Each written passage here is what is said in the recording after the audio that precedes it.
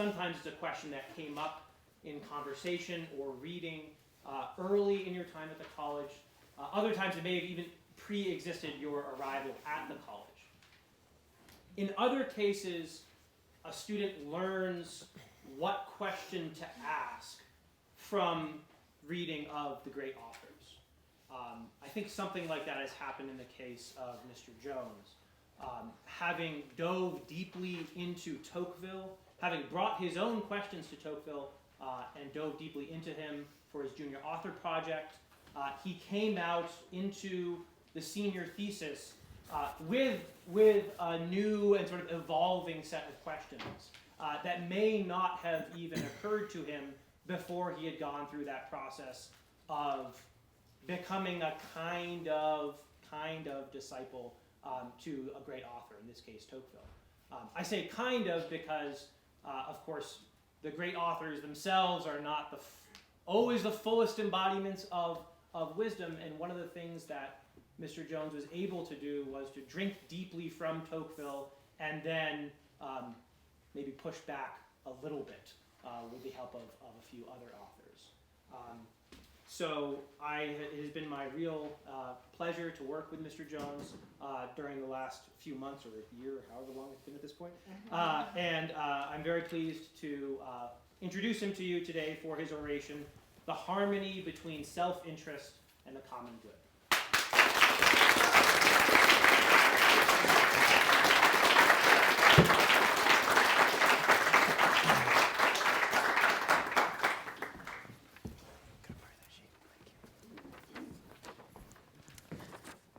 Thank you, Dr. Papadopoulos, for that wonderful introduction, and thank you for all your work with me over the past year to help me dive into this subject and to consider it from a multitude of different perspectives. It's been an honor, and thank you for the other panelists for being here. Let's begin with the opening prayer on your quote sheets. In the name of the Father, and of the Son, and of the Holy Spirit, amen. O Lord Jesus Christ, who has said, "Ask, and ye shall receive, seek, and ye shall find, knock, and it shall be opened unto you. Grant, we beseech thee, to us who ask the gift of thy divine love, that we may love thee with our whole heart, in word and work, and never cease from showing forth thy praise. Amen." In the name of the Father, and of the Son, and of the Holy Spirit. Amen. Think back to the last time someone tried to convince you to do something by explaining how great it would be for you. How you'd be contributing to something bigger than yourself, when in reality the action might be a waste of time and would simply serve to satisfy some self-interested desire of the other person. For most of you, I'm guessing the moment in your mind is when I tried to convince you to come to this oration. At least it worked. You're here. Actually, I'm hoping that your decision to come here won't prove to be one of those times, but we can check back in at the end. When I think of the last time someone tried to convince me that a course of action was in my best interest, when really it was not, what comes to mind is the latest move by big tech companies to assert their dominance at the expense of free speech. Over the past month, Twitter, Facebook, and YouTube have banned President Trump and other prominent conservatives from their platforms, citing the risk of further incitement of violence following the storming of the U.S. Capitol 2 days earlier. This rapid-fire curtailing of free speech was defended by big tech CEOs as required for the common good. But was it? Some Americans think so, but many think that silencing voices in the public square is fundamentally opposed to the common good. If this is true, then our country has seriously deviated from a proper orientation toward the common good. And I suspect many of you are on board with that evaluation. Generally speaking, though, it's nothing new. At every point in history, men have been tempted to disregard the common good. For the past 2,000 years and beyond, some of the brightest minds of Western civilization have labored to define man's relation to the common good, well aware of the apparent tensions existing between it and certain private goods. In the end, two distinct methods of persuading man toward the common good have emerged. The first is an appeal to man's self-interest, defended by the 19th century French political philosopher Alexis de Tocqueville in his work, Democracy in America. The second is an appeal to man's sense of self-gift, based upon the writings of Aristotle, St. Thomas Aquinas, and Charles De Koninck. Both approaches hinge on the question, what is the relationship between man's self-interest and the common good? Each approach offers a very different answer to that question. In this oration, I will do 4 things. First, explain Tocqueville's approach, which he dubbed self-interest well understood. Second, show that this approach is not self-interest well understood by exposing its flawed first principle. Third, argue for self-interest truly well understood, based on a more stable first principle and the true relationship between self-interest and the common good. And fourth, explore practical ways we can use this method to draw others toward the common good on a daily basis. Let's begin with Tocqueville. Tocqueville's conception of self-interest and the common good begins with an underlying assumption about man's nature. He believes that unless one is willing to resort to fear tactics, he must bind the idea of the common good to the individual interest that offers itself as the only immobile point in the human heart. Tocqueville thus declares that the desire for his own well-being has an absolute hold on man's will. Every other possible appeal, such as one to generosity or morality, is based on a motivation liable to fluctuate according to the circumstances or consequences of an action.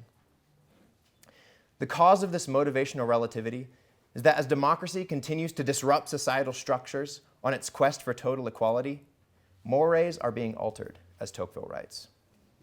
As a result, the disinterested love of one's country is fleeing away without return. To resist this reality would be futile, for, quote, there is no power on earth that can prevent the growing equality of conditions from bringing the human spirit toward searching for the useful, end quote.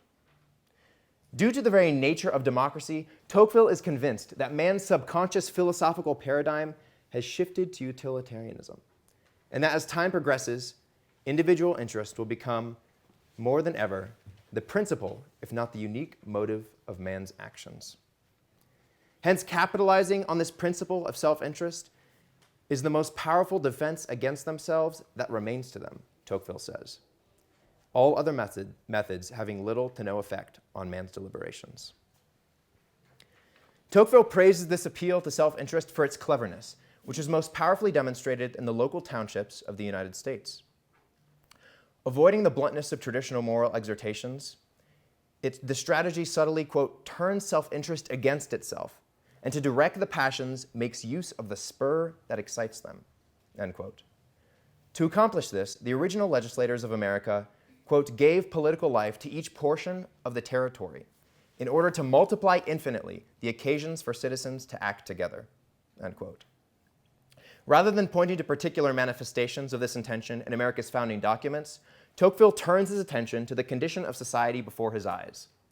He cites several opportunities on both state and local levels for citizens to take part in the administration of small affairs on a daily basis.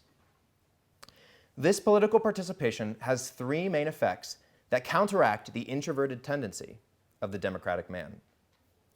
First, by being tasked with responsibilities that have tangible effects on his own life, man is made to realize the effect of the common good on his personal happiness. Second, in addressing matters of public interest, men are, quote, drawn from the midst of their individual interest, and from time to time, torn away from the sight of themselves, end quote. The appeal to self-interest thus moves man to work for the good of his neighbor in addition to the general welfare. But strictly considering these first 2 effects, he does so primarily for his own sake. Only the third effect of political participation has the potential to change man's understanding of the common good such that he chooses to advance it in a way not primarily motivated by self-interest. By enough repetition of directing his will toward individuals outside of himself, this choice subconsciously becomes instinctive. In Tocqueville's words, by dint of working for the good of one's fellow citizens, one finally picks up the habit and taste of serving them. man now subordinates his private good to the good of his neighbor and to the common good that brings it about. Although he subordinates these goods, he is aware of the fact that they have a priority, and he thus directs his entire life toward these new ends because he is attached to them on a personal level. As Tocqueville says, man has for his native country a sentiment analogous to the one he has for his family, which elicits from him small sacrifices each day for its good. At last, man is interiorly convinced of the priority of the common good, which has value prior to and greater than its effect on his personal benefit. So, this is self-interest well understood. Or is it? In the face of man's growing passions for equality, well-being, and self-interest, a method that tries to persuade man toward the common good by appealing to those passions comes across as the perfect solution. Tocqueville, however, who praised this method after witnessing its effects firsthand in the United States, admitted that those effects could only be temporary. Take a look at the first quote on your handouts. "I know that in a time like ours, when one sees the love and respect that were formerly attached to power being extinguished, it can appear necessary to those who govern to chain each man more tightly by his interest, and that it seems convenient for them to make use of his very passions to hold him in order and silence. But it cannot be so for long. And what can appear to be a cause of strength for a certain period surely becomes a subject of great trouble and weakness in the long term." For all its resourceful tactics that claim to convey man to a blissful love of neighbor, it ultimately fails to properly order him toward the common good and effectively prevents him from imitating that order in his own life. This catastrophe originates in the first principle that the method relies upon. By initially encouraging man to primarily act for the sake of his own interest, it prejudices him against the common good and effectively foils an authentic ordering toward it. To be clear, Tocqueville seems to personally believe that the pursuit of well-interest should fall within reasonable limits. Quoting the Puritan leader John Winthrop, he qualifies the pursuit of self-interest as a liberty for that only which is just and good. However, the religious morality needed to form such a temperate understanding of self-interest conflicts with an appeal that places a primacy on self-interest. Religious principles will be most effective in aiding man if they are united with a conception of the true relationship between self-interest and the common good. Though one may come to subordinate his desire for private goods to the common good by this appeal to self-interest, he will only do so if he is initially affirmed in his inclination toward what he perceives to be self-interest from the outset. Regardless of how apparently virtuous he becomes, he will never forget the inconsistency of the actions that enabled his current way of life. Such a man is never truly habituated toward the common good and is liable to betray his principles at any moment in favor of the contrary principle they all rest upon. As a result, men persuaded toward the common good by this method do not truly understand the common good. If they did, they would also perceive the harmony and proper ordering between self-interest and the common good. The very cause of the failure of this approach lies in its principal characteristic, which Tocqueville praised as marvelously accommodating the weaknesses of men. It is precisely because it stoops down to accommodate man's selfishness, however, that it inevitably drags him back down to the same level and seduces him even further into the baseness of unmitigated self-interest. To form a more consistent method of persuasion toward the common good, a more perfect first principle is required. Above all, it must be based on the true relationship between self-interest and the common good. As Aristotle says in the Rhetoric, things that are true and things that are better are always easier to reason to, and to put it simply, more persuasive. The most compelling account of this true relationship was given by the theologian St. Thomas Aquinas, and this account was best explained by the 20th century French political philosopher Charles De Koninck in his work, The Primacy of the Common Good. He shows that Aquinas anticipates an argument for an appeal to self-interest, such as Tocqueville's, and corrects it by framing the common good as man's ultimate and immediate end. De Koninck describes the good as that which all things desire insofar as they desire their perfection. The good thus defined has several manifestations according to the several aspects of man that require perfection. In quote 2 on your sheets, Aquinas elaborates. The proper good of man can be understood in several ways. For the proper good of man as man is the good of reason, since to be a man is to be a reasonable thing. But the good of man as artisan is the good of art. And insofar as he is political, his good is the common good of the city. Man's various private or proper goods, therefore, correspond to the different components of his identity. These goods can only make man absolutely good if they are properly ordered toward the common good. As De Koninck writes in quote 3 on your sheets, the rectification with respect to the proper good cannot be true unless it is conformed and subordinated to the common good. Hence, any choice that conflicts with the common good is disordered and hinders man from attaining the heights of goodness, a distinction that will be helpful in forming a definition of the common good in just a minute. The reason that action must be ordered toward the common good in order to make man absolutely good harkens back to Aristotle's claim that the whole must of necessity be prior to the part. Based on this principle, Aquinas argues that the goodness of any part is to be considered in terms of how it relates to the whole. The truth of this claim can be grasped by examining the natural actions of parts in the world, which prove that a part is, by natural instinct, governed by the good of a whole. As a part of a whole community, such as a family or state, man is the primary and unique beneficiary of the goods of that whole. Additionally, his desire for this good is intrinsic to his being. Does anyone have to ask a mother to defend her children when they are in danger? No. We are naturally ordered toward the common good, a truth that Aristotle defended over 2,000 years ago when he described man as a political animal. Therefore, De Koninck writes that the desire for the common good is in the singular itself. Hence, the common good does not have the characteristic of an alien good, as in the good of the other taken as such.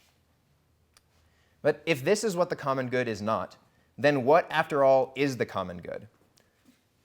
Most of you probably have some conception of what the common good is, or what you think it is, based on things that you've heard in the past, such as if you went to Dr. Holmes's talk in the fall, you heard the common good described as that which does not diminish when shared. And that and other definitions are helpful in understanding the common good, but here's a new one I'd like to propose in light of Aquinas and De Koninck. The common good is the proper good of the individual taken as part of a whole, which is the most essential aspect of his identity. You can find this at the top of your quote sheets on the back. Again, the common good is the proper good of the individual taken as part of a whole, which is the most essential aspect of his identity.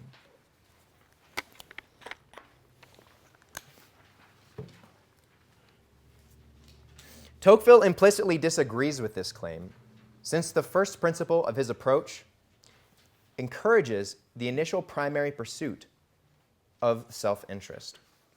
This recommendation could only be valid if man were primarily a whole, whose good was principally determined by his momentary desires, distinct from any standard outside of himself. From this perspective, man's relation to the common good would only be secondary, subordinated to the whims of his self-interest. But again, this is not self-interest well understood. In light of Aquinas and De Koninck, man's true self-interest lies in the fulfillment of his identity as part, whereby his good as part is also his highest private good. This good is no other than the common good, toward which his entire life should be ordered from the outset.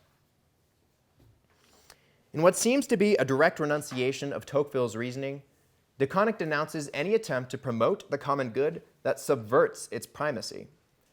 Speaking of the common good of the city, in quote 4, he writes, that society is very corrupt, which cannot appeal to the love of the arduous common good, and to the higher fortitude of the citizen as citizen for the defense of this good, but which must present its good under the color of the good of the person.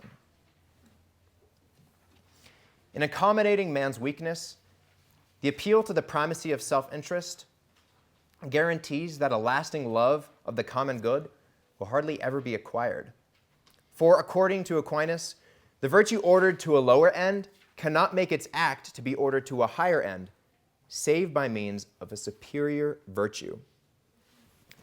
For example, the love of a man for himself as an individual is incapable of ordering his actions toward the good of a community, the common good of a community in particular.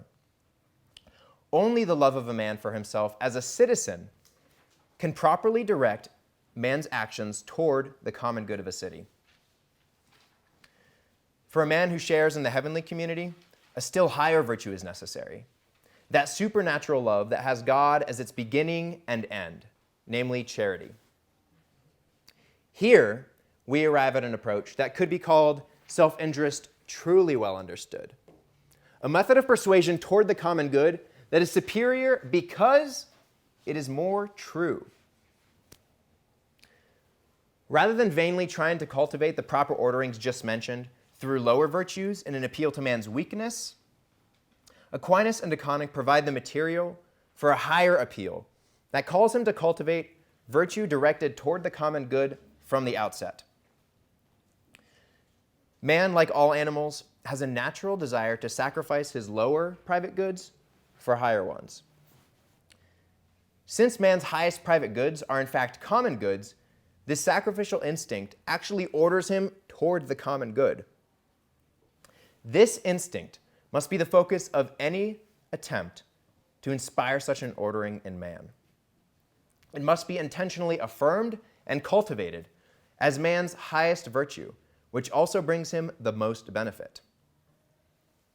An honest affirmation will neither direct man toward the primacy of self-interest nor toward unqualified selflessness, for the common good is a more nuanced reality. Instead, it will help him love and understand the common good as his highest private good, insofar as it is shared with and communicated to others. This sacrificial instinct of self-gift is not primarily directed toward self, but it necessarily benefits the self, since it is appropriately directed toward others. Thus, it is enveloped in a cycle of giving and receiving that mirrors and anticipates its final end. The virtue that must be drawn out of man in ordering him toward the common good has its origin and final end in God, the perfection of the cycle of self-gift. As Pope Emeritus Benedict XVI said, God is not infinite solitude, but communion of light and love, life given and received in an eternal dialogue between the Father and the Son in the Holy Spirit, lover, beloved, and love. God's very being is oriented toward the common good of himself, which is perfectly enjoyed since it is infinitely shared among the persons of the Trinity. The Father and the Son are perpetually oriented toward one another, pouring themselves out in love and service. This benefits each person because it actualizes the deepest aspect of their identities, which is necessarily communal. This communal divinity is the ultimate end of man's existence in light of his participation in the heavenly community, which culminates in sharing in the life of God, the highest common good. This life can only become a reality if man deliberately orders every aspect of his existence with a view to the common good. He will be best persuaded to adopt this way of life by an appeal to the propensity for self-gift he already possesses, wherein lies the virtue required for ordering his life toward the common good. But what does this mean for you and me?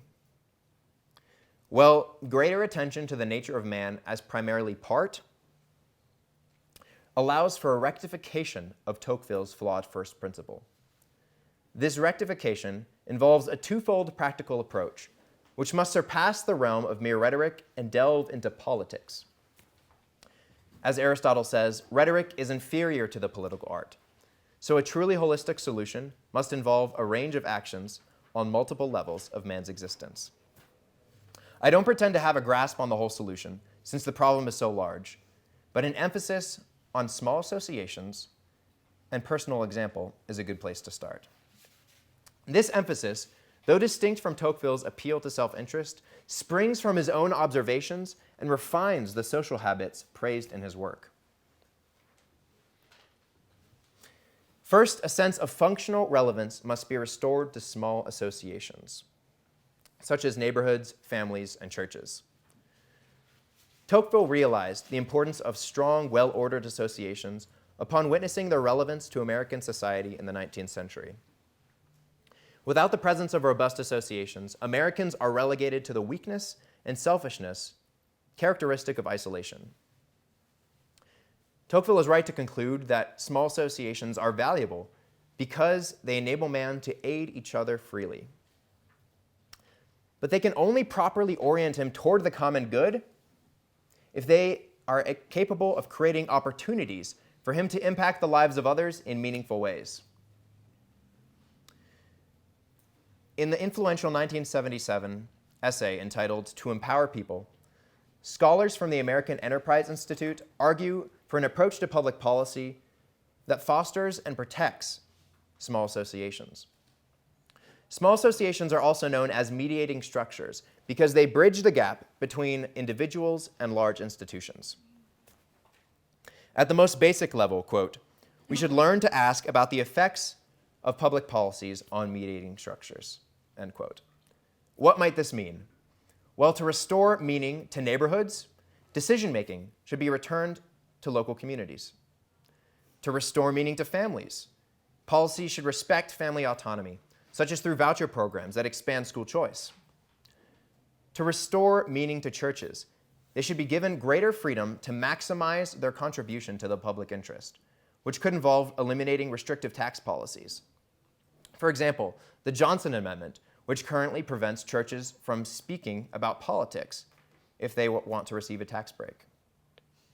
We should enthusiastically support such political efforts to restore functional relevance to the common good and to small associations, since they can shift man's understanding of the common good and his participation in it. Second, in order to persuade man of the primacy of the common good, the value of self-gift in service of a properly ordered life should be affirmed and communicated through personal example. Tocqueville praises this aspect of persuasion in the analogous case of instilling a sense of immaterial reality in man.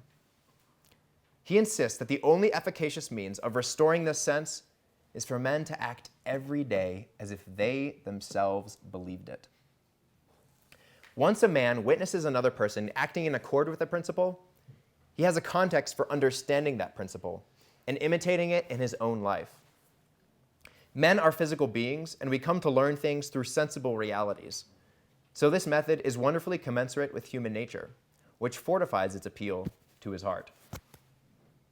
Therefore, in order to inspire man toward the common good and to its primacy, one should apply the counsel of Tocqueville and carry his internal ordering toward the common good forward into his external interactions with others. By visibly sacrificing our lower private goods for higher ones, we bear witness to the primacy of the common good. Since a gift naturally elicits a response, this habitual gift of self will not only enable the giver to fully realize his identity, but inspire the receiver to imitate that perfection of order in his own life. we're almost through. So how did we get here? First, we started with Tocqueville's method of persuading man to act for the common good, which he called self-interest well understood. Then we realized this method is flawed, since its first principle is based on a misunderstanding of the relationship between self-interest and the common good. Since man is primarily a part, his highest private good is the common good, toward which his actions should be ordered from the outset, above and before all else. Lastly, we concluded that to inspire this ordering, an appeal should be made to man's natural inclination towards self-gift through restoring the functional value of small associations and personal example. Though this last point relies in part on a new approach to public policy, it is inspired by not just Tocqueville, but an even higher authority, who is himself its final end. In John 13:34, Jesus tells his disciples, "A new commandment I give to you, that you love one another, even as I have loved you, that you also love one another." Christ sets his own act of love as the standard which men must meet in their love toward others. In conformity with his divine essence, Christ's act of love on the cross is the perfect gift of self. This act proceeds from a divine love that seeks and bestows the ultimate good of each individual, which is the highest common good. Thus should man order their daily interactions with others, and indeed their entire lives. Christ's example of self-gift has successfully persuaded billions of people to subordinate their entire lives to the common good by appealing to man's natural inclination towards self-gift. If we follow his lead, we will effectively convince others of the primacy of the common good and approach that perfection of order ourselves, a foretaste of the divine order, which is the highest common good.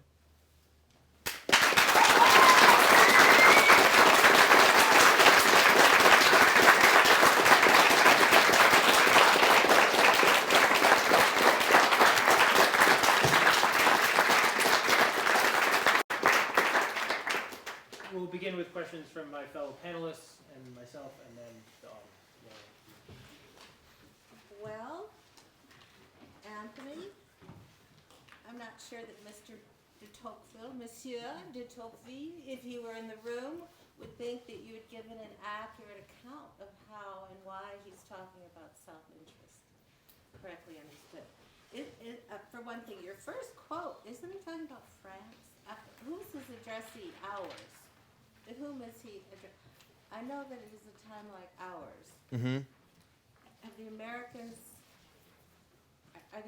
being described here, or the French? I believe it's the Americans. I could go back and check, though. I know that might be interesting because, you see, it seems to me he never appeals to or defines self-interest as a first principle, but his is a work of description.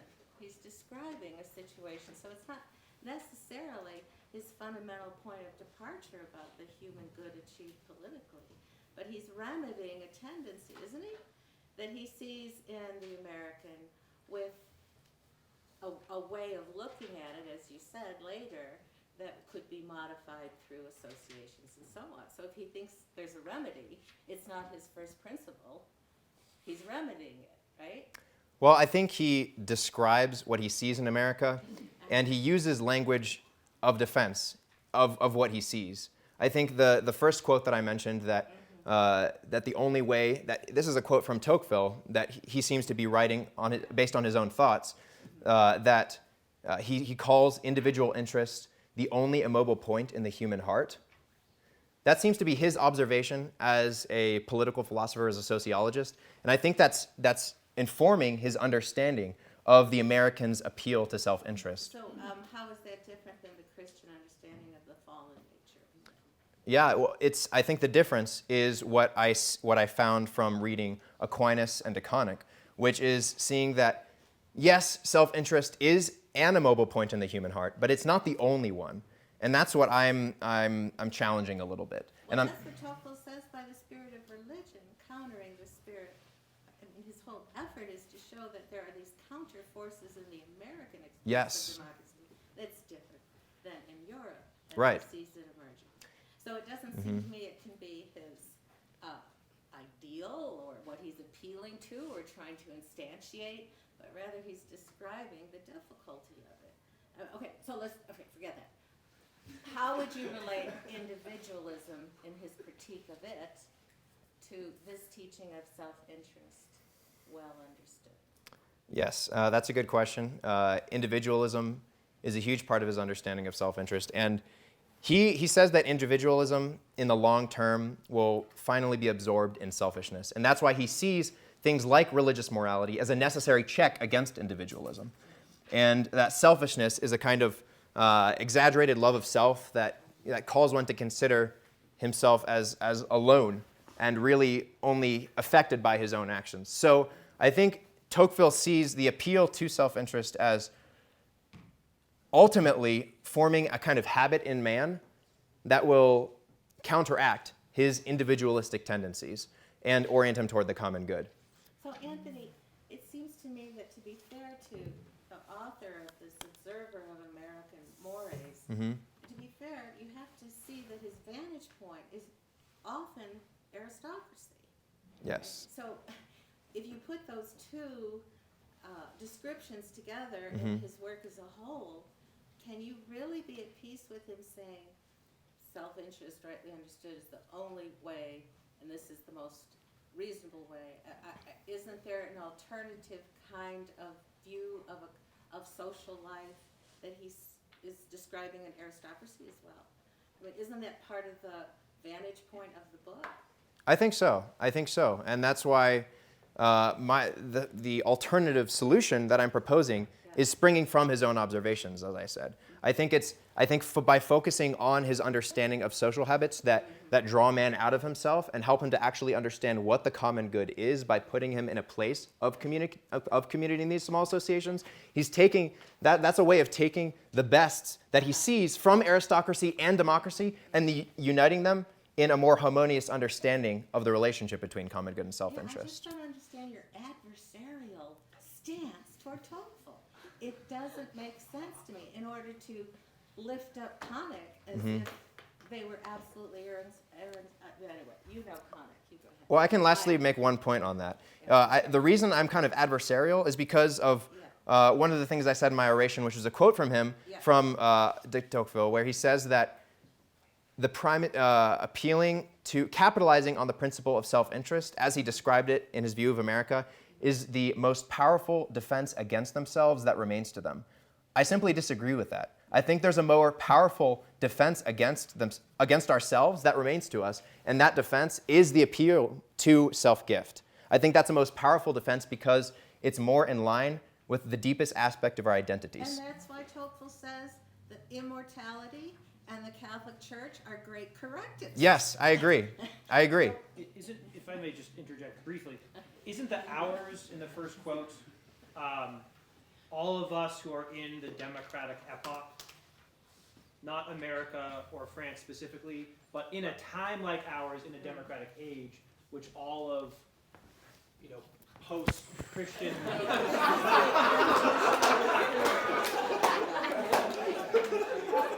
No, as opposed to what you just pointed out, which is that there is a different appeal possible in an aristocratic age.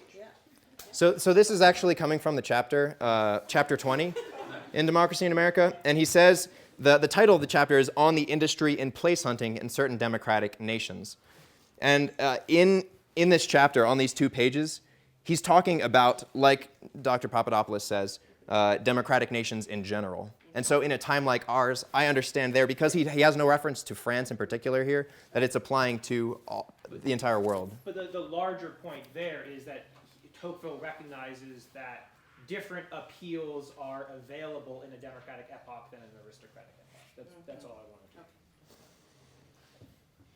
Thank you, Anthony. That was delightful. You are no doubt aware that I have the highest respect for Aristotle, but true things are always more persuasive and easier to reason to. Isn't that just obviously false? I think it seems like it's obviously false, but here's why I think it's not. Because when we say that things that are true and things that are better are always easier to reason to, and to put it simply, more persuasive, I think we have to ask, what more persuasive in what way or towards what? And that's where I think the key in understanding what he really means there is. Because if we're trying to persuade someone of the truth, then an appeal that starts from true first principles is going to best set them on the path toward truth.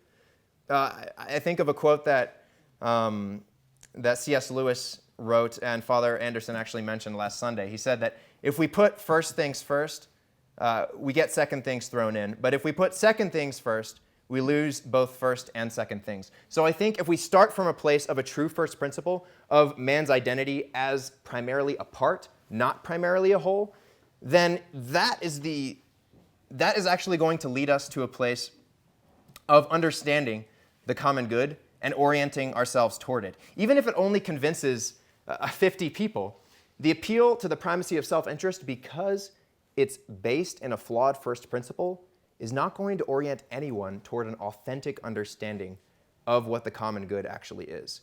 It will get them toward it, it will help them see it in a kind of light, but it's not going to get them that authentic understanding of it because it starts from the wrong place. And that's why I think that things that are true, Aristotle is right in saying that things that are true are more persuasive toward the authentic truth than things that are untrue.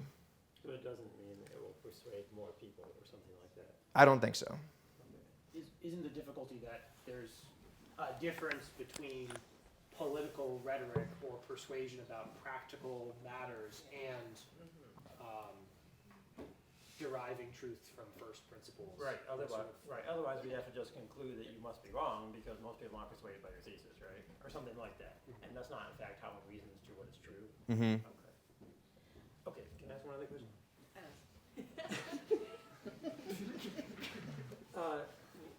Why can't someone build a habit of virtue by doing the right thing for the wrong reason? I mean, Aristotle says it's the only way to do it. Mm-hmm. Yeah, I think that one can. It definitely is, as you say, the way that he describes in the Ethics of persuading someone to do the right thing by the wrong reason. Enough repetition, and that's what Tocqueville is talking about as well when he says that by dint of working for the good of one's fellow citizens, one will finally pick up the habit and taste of serving them. So that's his observation, and I think he would probably agree with Aristotle in what he says about the ethics. But I think there's a difference in working with the fallen passions of man and understanding where that's going to lead him, and starting from a first principle that is inherently flawed. I think there's a way to still work with the fallen passions of man, to understand that he's someone who is inclined towards selfishness and towards self-interest, while not giving up the truth of that first principle. And hence, an appeal that doesn't lose hold of that true first principle is actually going to habituate man toward what's good, even if he's starting from a place of conflicting motivations. So I think Aristotle is right in saying that we can form a habit toward the good by doing things for the wrong reason, but it's not as surefire to get us to the right end than starting from a proper understanding and a first principle, even if that works with man's fallen passions. Okay, that's good. I have other questions, but I think there are others in the audience who are championing at the bit, so to speak. So. Okay. May I ask one question Yes. before we go to the audience? Yes. It's for your own good also. The last quote, De Koninck, that society is very corrupt which cannot appeal to the love of the arduous common good and to the highest fortitude of the citizen for the defense of this good, but which must present its good under the color of the good of the person. Mm-hmm. That's language of necessity. I take it that De Koninck is not saying there are circumstances in which it's really difficult to appeal to the common good, but we can do better. But that there are certain societies that are corrupt enough that they cannot make that appeal. I assume that's because It's not that there's no one in the society who rightly understands the common good, but for rhetorical reasons, it's not going to be persuasive. And I take it that that's what the language of necessity at the end must present, is again, for rhetorical reasons must present. So I guess, is that how you read De Koninck's quote, that there are such societies and circumstances where that necessity appeals, or that necessity applies? And I guess yeah. Partially. I think my reading of it is a little different. When he says that the society is very corrupt, which cannot appeal to the love of the arduous common good, I see him as meaning, within the larger context of his work, a society that has given itself leaders and set in place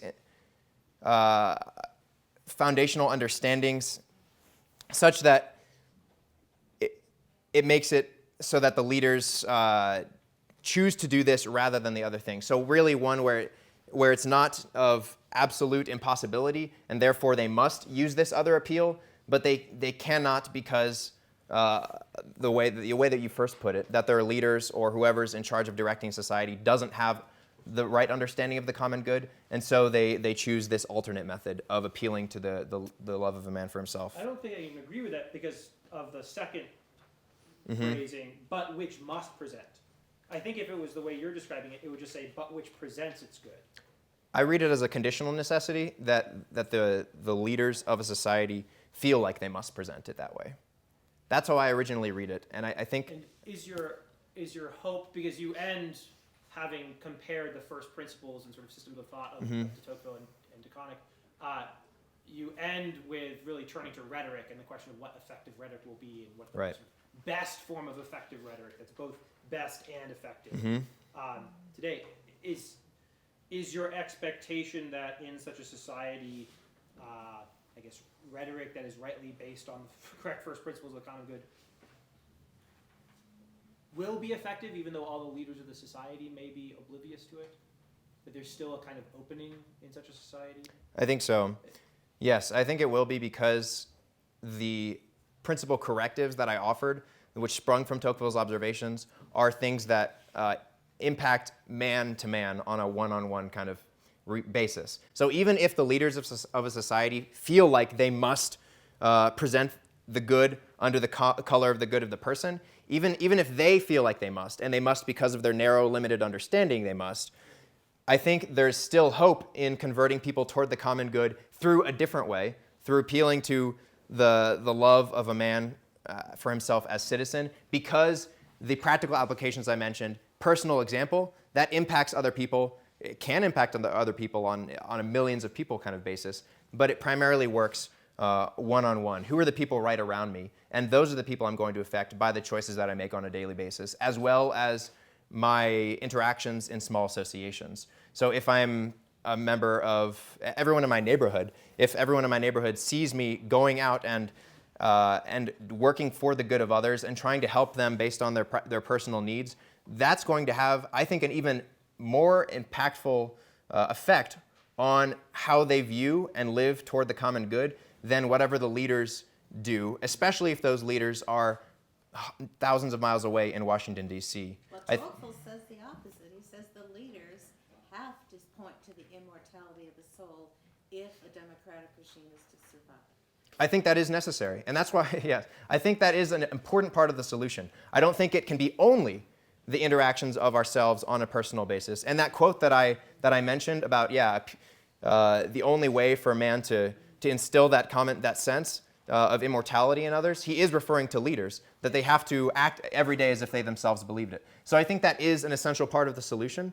And hopefully my presentation, some leaders will come out of this audience, but if I were presenting this to members of Congress or something like that, I'd probably tweak it a little bit. And my practical solutions at the end wouldn't be simply personal example and small associations, but there would be other approaches that consider their effects on policies. So I think that is an important part of the solution, but in light of my audience and who is before me here today, I focused more on the way that we can change people's understanding of the common good in the way that we have our daily interactions with others and how we can support policies that place a primacy on the common good.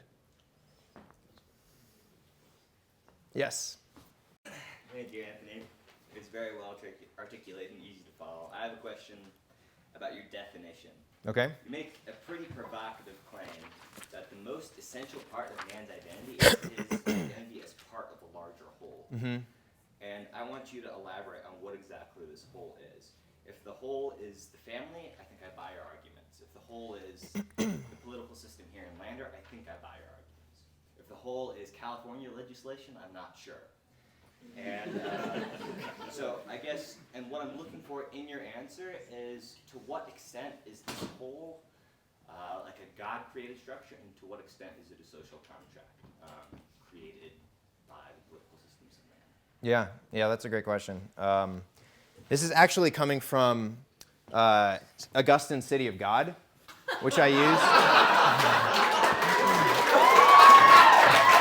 It's a thick book. It's a thick one. And it's mine. I'm not a library copy.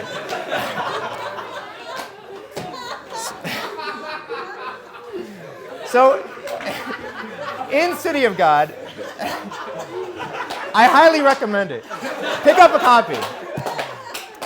In City of God, which we read a couple years ago, the seniors read, in book 19, if you'll remember, this was actually one of the readings that we had for our courses here.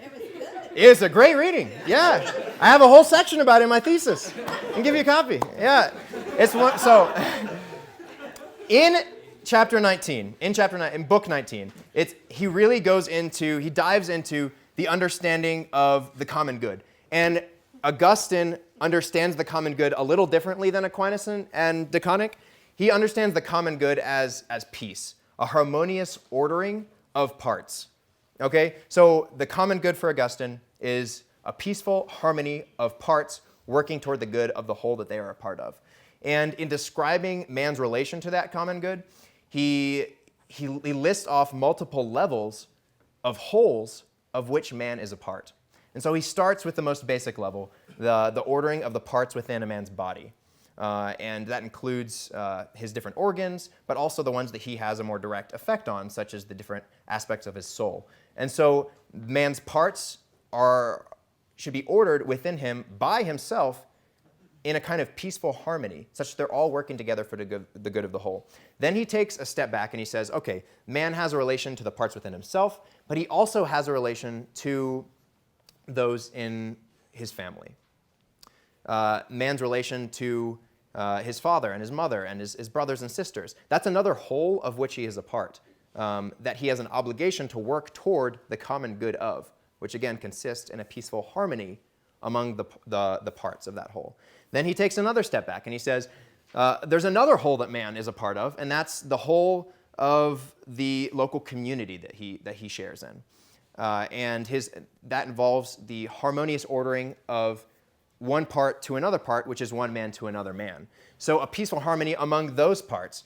And then he takes another step back and he says, but man has another whole that he's a part of, and that's his whole, the whole of the city of God. So we have the city of man and the city of God.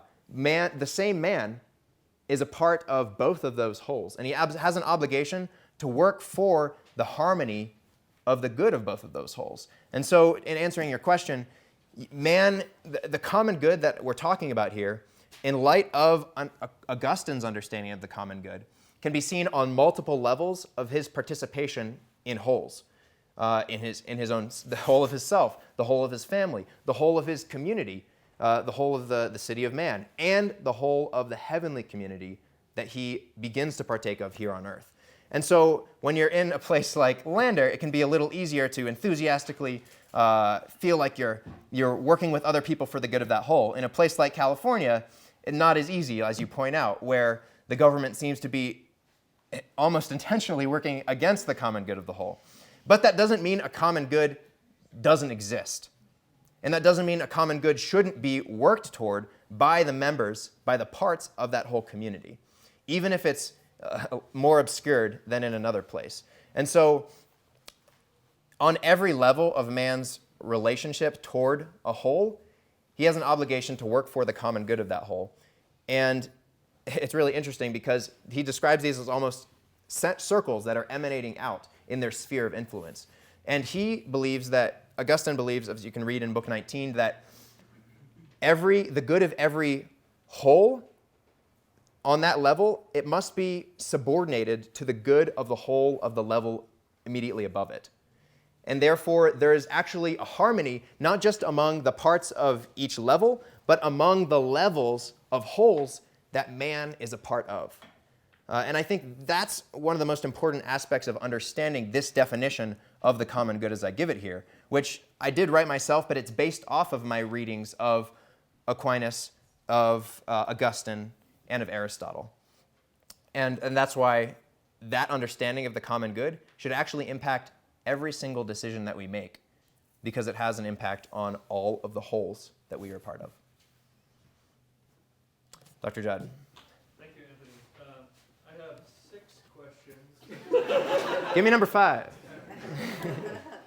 But yes, since other people would like to get in, I will limit myself just to one, I suppose.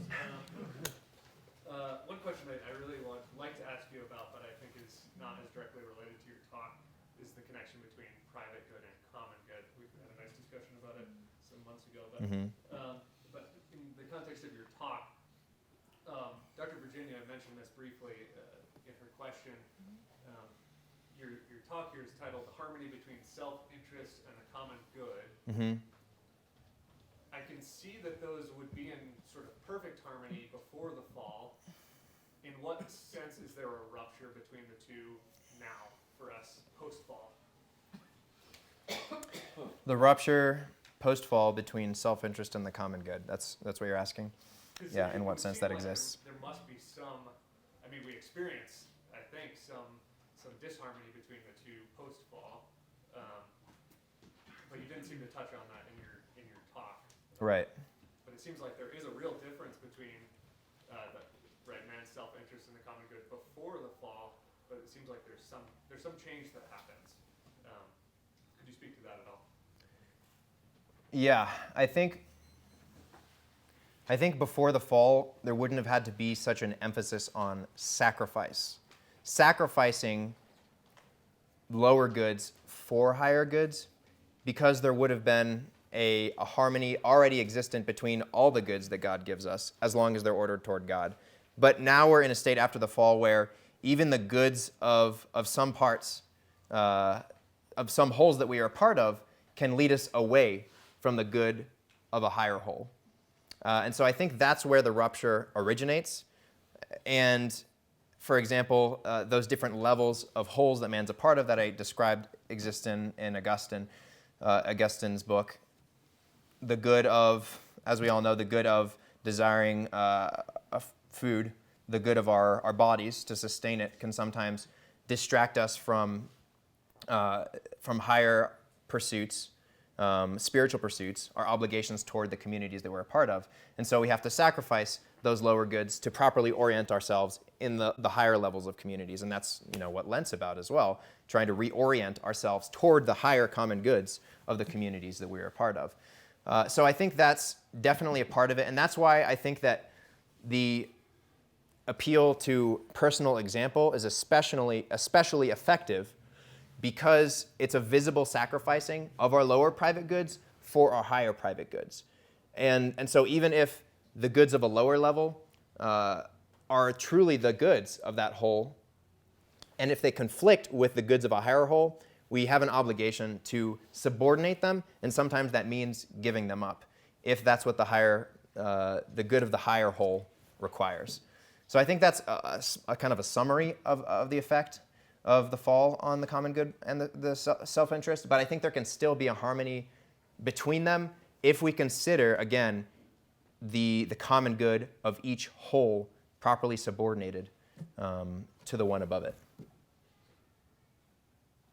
John Paul. I had a question that might touch on that one a little bit. Okay. It has to do with your quote 2. Mm-hmm. You said that insofar as man is political, his good is the common good of the city. But from the rest of the quote, you can also see that there are, insofar as he is an artisan, then his good is art, Mm-hmm. so on and so forth. So it seems like when you go from self-interest to this other, these other goods that he's sort of motivated by. Yeah. So instead of saying, why should I do this? Well, because self-interest. Instead, we're saying, why should we do this? Well, because you're political, and therefore the common good is the thing you really like, is the thing you're aiming towards. It seems like there's a disadvantage to that in that we have multiple options. It's like, why should I do this? Well, because I'm political, but I'm also an artisan, so maybe I should be doing that instead. Mm-hmm. But when it's all just self-interest, I've got only one principle that tells me what I should and shouldn't do. Can you say anything on that? How it's not a disadvantage to go from one self-interest principle to the different parts of man motivating different things? Yeah.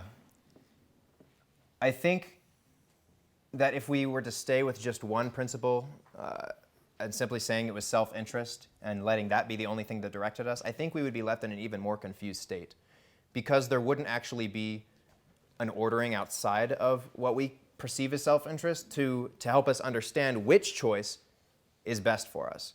And so if I'm, like the quote says, if I'm an artist and I'm a member of the body politic, then without a higher standard or another guide of directing my choices, then I would be confused as to what my actual self-interest is. It would really just be dependent on what I feel like I am the most. Do I feel like more of an artist than I feel like a member of the body politic? I think just relegating our decisions to that one principle is going to be unhelpful, but understanding that principle with respect to the common good and seeing them as never contradicting, but always as in harmony with one another, it actually provides a path forward such that we can distinguish between choices and see that, yes, this choice is in accord with the proper good of one of the aspects of my identity, and this other choice is in accord with the proper good of another aspect of my identity, but then looking at those different proper goods of my identity, we need to see where those fall in line in relation to one another so that we can see that there's actually an ordering that exists among the different aspects of my identity that leads me toward the highest common good, and such that every choice that I make actually is a testament to how I view my own identity and which aspects of it are most essential to who I am as a person. And so I think that guiding principle is actually more helpful in helping us make choices between many goods than one that doesn't really provide a sense of order. Okay, so, but it does, just to follow up, so it does then sort of depend upon being able to order maybe me as political animal over me as artisan, or vice versa. That still depends on me being able to order those parts of me off of something. Exactly. It requires a discernment of which aspects of our identities are most essential and which are least essential and how they relate to one another. And that's not an easy thing to do. It requires a lot of thinking and a lot of kind of careful working of things out. But that's why I especially encourage you all to read, if you're interested in this, The Primacy of Self-Interest, The Primacy of the Common Good by Charles De Koninck. I think it's a really illuminating essay. That'll help you understand that ordering. Isaac. We are over time. Oops. I'm very sorry to do this, but we have to end so that people can get on. Please join me in making thank you.